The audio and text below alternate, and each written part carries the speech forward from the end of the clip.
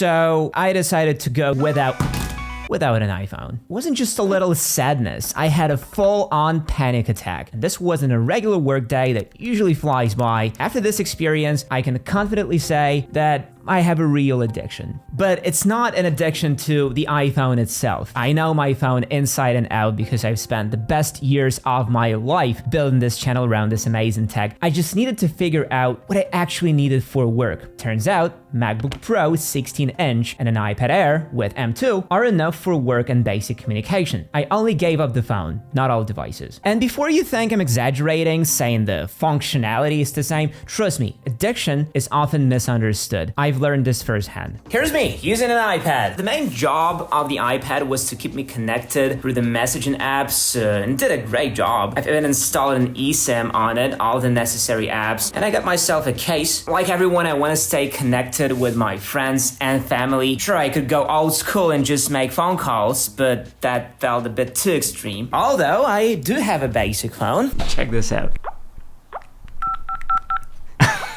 So I started thinking, did I really miss my smartphone throughout the day? There are so many schedule and task optimization tools out there that I couldn't help but use one of them to pass this challenge. Recently, I've added one cool AI tool to my rotation, Jamie, the sponsor of today's video. Jamie is an AI-powered note taker, and it makes things so easy for me. I used to spend so much time taking notes during my team meetings, but now Jamie does all that for me with just one click. Takes care of all the note-taking. It writes accurate and well-organized notes, which means I can just relax and focus on what really matters. Even though my meetings are rarely rich with information, I can see office workers or students using Jamie to its full potential. What I really like is that it works both online and offline. It's perfect for any situation, even without an internet connection. Jamie is a desktop app, so there is no need for any extensions or plugins, and works silently in the background without a bot. It works with any virtual meeting platform, which is super convenient, and if we discuss tasks that need to be done, Jamie always manages to capture them accurately. This way, no one ever misses any important details, which makes work smoother. Jamie also reminds me of upcoming meetings just 1 minute before they start. It syncs with my Google Calendar and Outlook, so I never miss a meeting or notes. Another cool feature of Jamie is the sidebar. With a simple shortcut, I can quickly search and retrieve past meeting info without interrupting my current meeting. No need to open the Notes app and scroll through the endless text. With Jamie, I can focus on talking to people instead of scribbling down notes. Helps me stay organized, making my meetings more efficient and productive. And as a cherry on top, the interface is super simple and intuitive. I'm sure even my grandma could figure it out. I will leave my personal link in the video description. Be sure to check it out. The best part, they do offer a free plan. Try all of its goodies yourself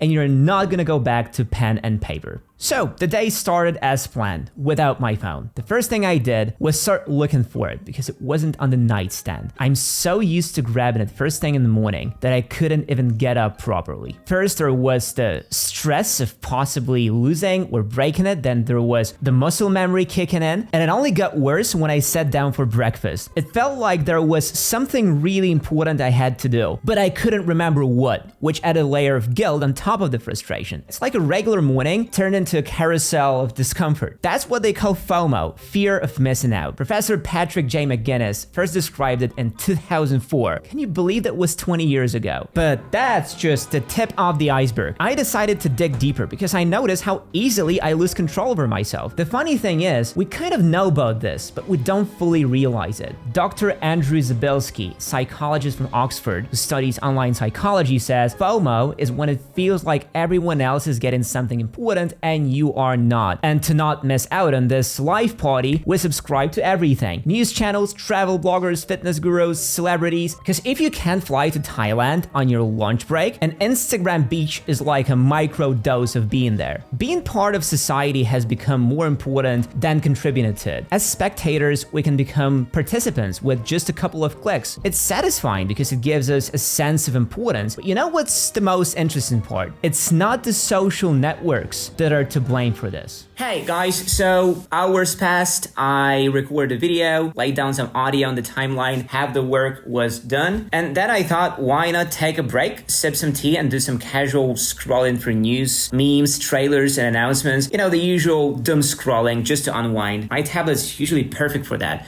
But man, within 10 minutes, I was getting annoyed. It's slow, bulky, heavy, and my fingers started to hurt. Strange, right? I had this tablet for a while, but it used to be fine, but now it feels like a relic. Let me explain. This smartphone here operates on a one-finger principle. You scroll through feeds, select videos, like posts, type messages. Almost everything is done with just one thumb. Sometimes you even hold in one hand and use your index finger to navigate. Try it out. Seriously, grab your phone right now and do something on it. You'll notice you're making minimal movements to enter or retrieve information. You can even upload a video or like this one with just a thumb. Or you don't even need a thumb anymore, thanks to Face Unlock. The new iOS 18 update lets you do everything with just your eyes. I timed how long it took to unlock my phone and get into YouTube Shorts using only my eyes. World record material, I tell you. But that's not all. For the first time, I really felt the difference between the iPhone's 120Hz and the iPad's 60Hz. After using the phone, the tablet feels slow, sluggish, and clunky. I'm so used to the iPhone's snappy performance that any delay is irritating. The same goes for screen resolution, not just in gadgets, but in movies and games too. I bet you've all experienced this. Rewatch an old favorite movie and suddenly noticing the low detail quality. We've become so accustomed to high quality visuals that they keep re-releasing old films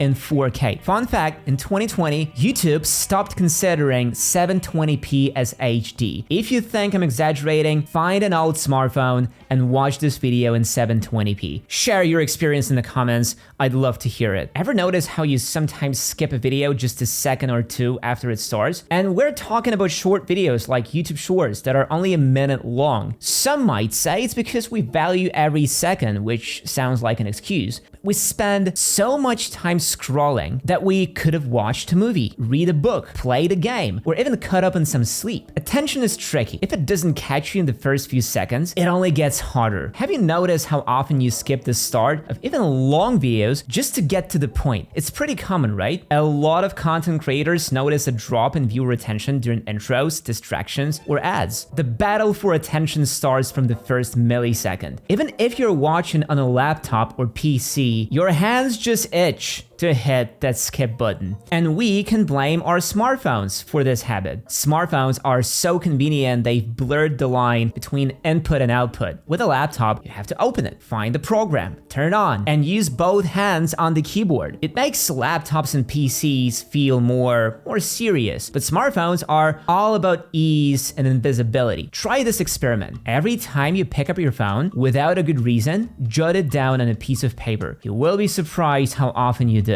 Scrolling through feeds and forgetting everything you saw. I tried this a few days ago. 48 times. I picked up my phone 48 times, scrolled, and put it away without gaining anything new. It's a total time sink. Have you ever noticed that quality and quantity rarely go hand in hand? The sheer volume of content and its constant availability can seriously mess with our concentration. Just take a scroll through YouTube Shorts, for example. You'll find everything. A funny cat video, news clip from a conflict zone, a movie snippet, something sexualized, and maybe even a piece of an interview. One moment, you're laughing. The next, you're sad. Then something grabs your interest and suddenly you're caught in suspense. It's a whirlwind of emotions, and we barely have time to process one before the next hits. This constant switch can put our brains into clip thinking mode, where we struggle to focus on one thing for too long. That's why, after watching a good movie, we're left with feelings and thoughts we want to discuss, but that's not the case with short videos. It's not their length, it's the fact that one video rolls into the next automatically. We're so overloaded with content that even watching a movie without checking our phones can be tough. I've noticed this myself. That's why I love going to the movie theater. It's easier to disconnect from the internet. Speaking of which, Apple's Vision Pro offers a similar experience to being in the theater, so keep that in mind. So in my quest Just to understand my own state of mind, I dove deep into the web, searching for articles and studies.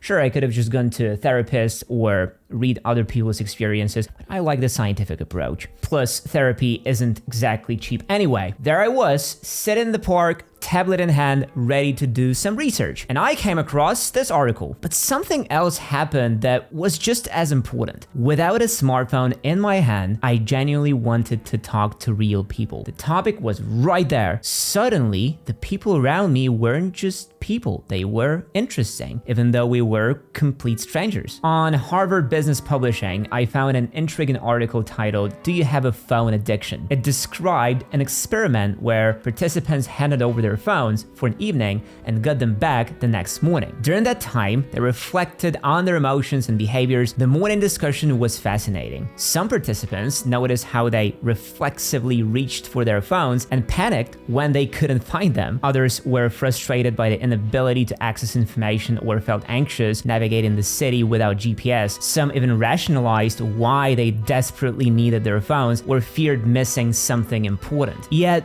many felt a sense of freedom, enjoying the break from constant connection to work emails and everything else. Another interesting read was from Biomed Central. They conducted an online survey in Jordan between November 2022 and January 2023 involving over 2,000 students. They used the Kessler Psychological Distress Scale and the Smartphone Addiction Scale. The average distress score was 30, with more than half scoring 30 or above, indicating severe psychological distress. Similarly, more than half showed signs of smartphone addiction, scoring 30 or higher. I don't want to sound too alarming, but there's definitely a problem. Even if it's not officially recognized as a major addiction like alcohol or gambling, it's not about the smartphone or the internet itself. It's about how we relate to them. I realized my addiction is more about social life. The real world and social media are not the same. I'm not going crazy, everything's fine. The real world and social media are two extremes of the same reality. Without a smartphone, your information is limited to your surroundings. Social media gives you access to everything, but through a small screen with minimal impact. When I understood that these extremes are equal, it became easier to deal with my phone. So it's been a few weeks since I started cutting back on my iPhone use, and I've come up with 5 rules that have made the transition a lot easier. It's not just about games or entertainment, it's kind of like kicking a habit, like smoking or drinking. I am not a therapist, just sharing what worked for me. Rule number 1.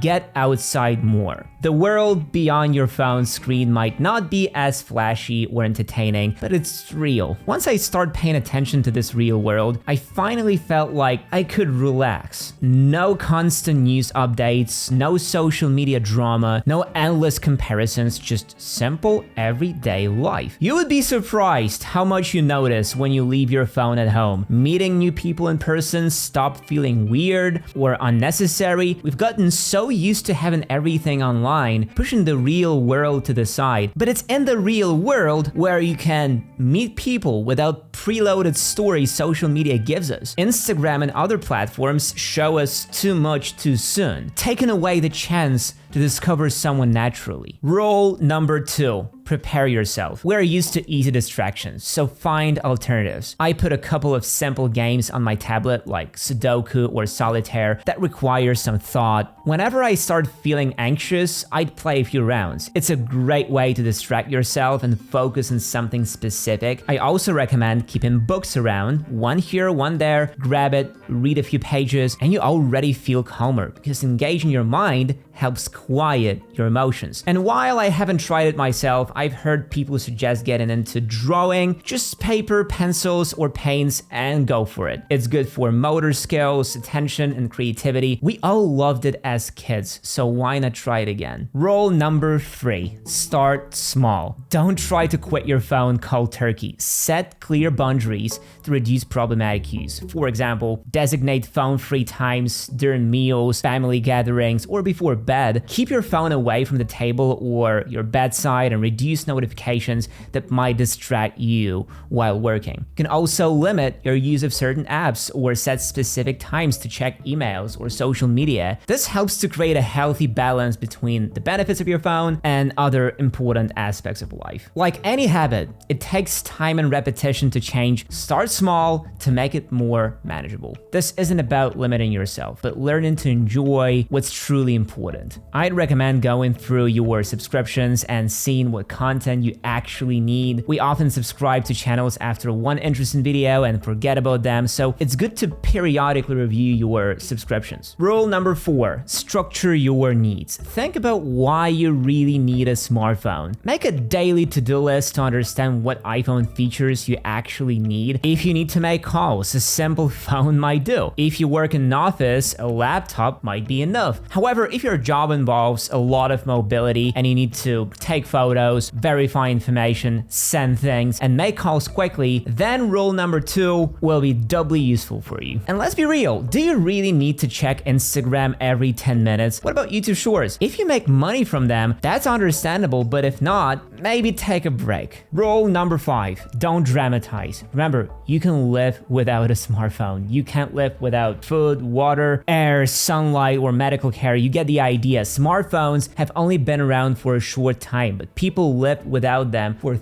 thousands of years, and honestly, they manage somehow. Your real-life connections will always be more important than virtual ones. After all, human connections are the foundation of our civilization. Internet friendships, on the other hand, can hinge on one good or bad message. There's a reason why movies and TV often explore the dangers of online friendships. The Matrix is everywhere.